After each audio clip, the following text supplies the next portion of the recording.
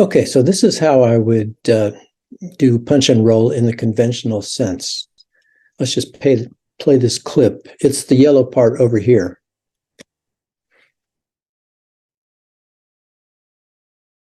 Application was made for orders directing the enforcement of the writs, steps which would have restored possession of the Midas to its owners, as well as possession of the treasure in bank. But Stillman whatever. Okay, so clearly I screwed up that last part. So the way I would do this is I would position my punch-in point to maybe right about there, and then I would hit record and possession of the Midas to its owners, as well as possession of the treasure in bank. But Stillman refused to grant them. All right, so now I've recorded over my mistake and I can carry on. Now, the point here is that in order to do this, I was reading along, I realized that I made a mistake, so I stopped the recording. Then I positioned my cursor to the point in the waveform where I thought I should punch in. In this case, it was fairly obvious. And then I go back and I hit record, and I have to locate my place on the tablet again, just to make sure that I know where I'm at and get ready to record the corrected clip. And then as soon as I see the green, or I'm fairly confident that I'm recording, then I start recording the corrected bit, right? Okay, now I'm going to do punch and roll using a different method. And this one involves just using two keys on my keyboard and never taking my eyes off of the text, basically the tablet or the text that I'm reading. And I think this saves a lot of time because you don't have to use your mouse to go back and forth between Studion One and the text. And you can just keep on reading and do all the punch and roll without using your mouse to locate a place to punch in, etc. Now, the easiest way to do this is just to demonstrate it without saying anything as a voiceover for it. But let me explain what's going to happen. Well, actually, before I do that, the first thing we want to do is we want to come down here and we want to confirm that the beats that we're going to use for the metronome are 1 right here. Now, previously we had that set to 5 bars so that we would get approximately a 5-second pre-roll before we started recording. Now, note that I've changed that to 1 bar, and you'll see why in a minute here. Okay, so what's going to happen when I start doing this is I'm going to be reading, and then I'm going to make a mistake, and I'm going to press 1 key, which will back the playhead up about 10 seconds, and then start playing again. And when I get to the point where I want to punch in, then I'm going to hit another key, which is the record key, and that is going to give me my conventional punch and roll, but only with 1 second. All right, so I'm going along and I make a mistake, I realize it, I push the key to back up, it begins playing again. When I reach the point where I hear I want to punch in, then I press the record key, then I get a 1 second pre-roll before I start to actually record. All right, so let me just demonstrate how this is going to work. Application was made for orders directing the enforcement of the writs, steps which would have restored possession of the Midas to its owners, as well as possession of the treasure in bank. But Stillman really didn't care. Oh, oops, no, I made a mistake. Okay, back up. As well as possession of the treasure in bank. But Stillman refused to grant them.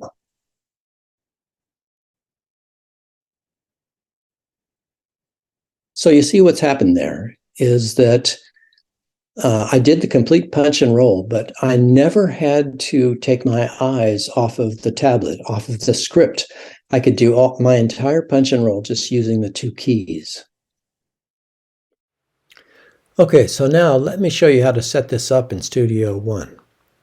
The first thing that we need to do is to access the macro organizer. And to do that, let me just show you. You come under Studio One, down to macro organizer, and we're going to create we're going to create 2 new macros, and then we're going to assign each one of those macros to 2 hotkeys. All right, so new, and I'll create a group for these. I'm going to call it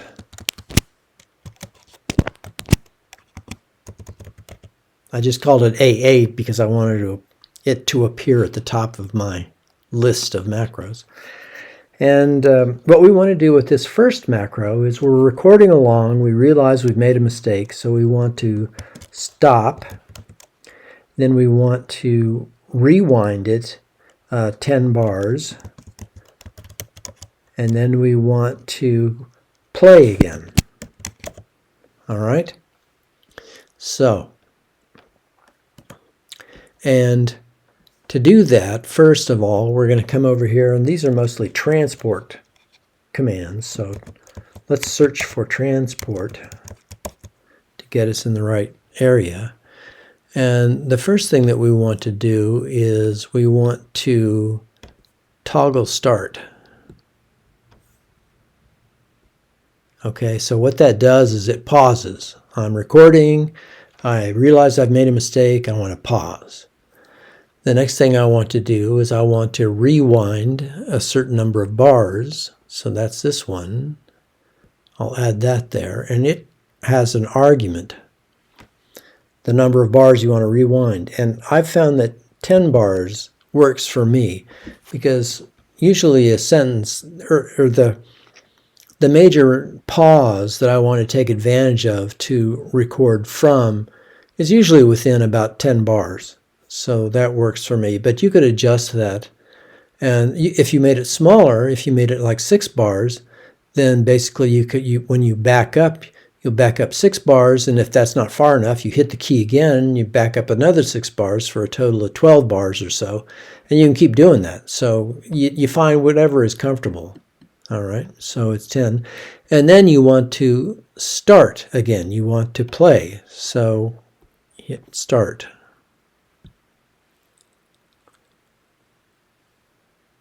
Okay, and that should work for that.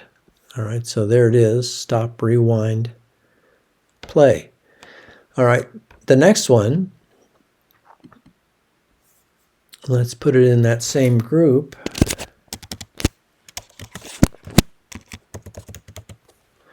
And what we want to do with this one is we want to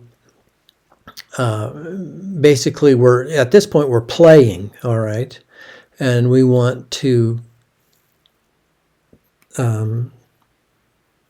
pause it again. We want to stop, and then we want to record, and we'll record with a metronome setting of 1 bar.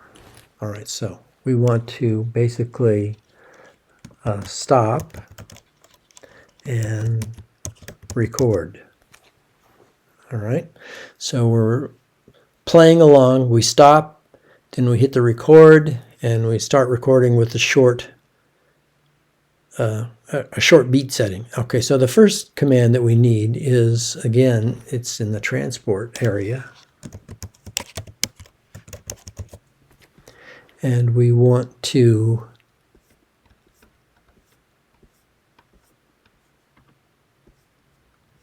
stop. Strict stop. Okay. And then we want to, under the transport, we want to record. Okay. And there it is. Now, a couple of things we want to do. First thing we want to do is go down into the adjustments for the metronome and make sure we're on 1 bar. You can set it longer if you want, but 1 bar I think is good. And now we want to, we're done with that, okay, and we want to assign a key. So we'll come down to the keyboard shortcuts, and let's look for stop,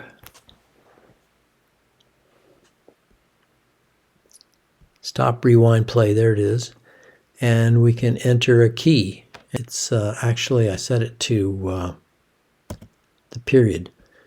So it's already assigned to my macro stop, back, play, which is just a copy of what stop, rewind, play. So you can set it to whatever you want, but I like the period and the slash because they're right next to each other. And then stop record, I could set that to slash, you know, and that's already assigned to stop record. That's okay.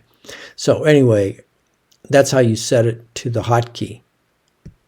And once you do that, now the way to really start recording here, you can start recording from anywhere. You can start recording from there. You're in bank. Blah, blah, blah, blah, blah, blah, blah, blah, blah, blah, blah, blah, blah, blah, blah, blah, blah, blah, or hit the in bank. And then when I get to the place where I want to, nope. Steps which would have restored possession of the Midas to its owners, as well as possession of the treasure in bank. Treasure in bank. And this is the actual text that I want to appear. All right, so there we go.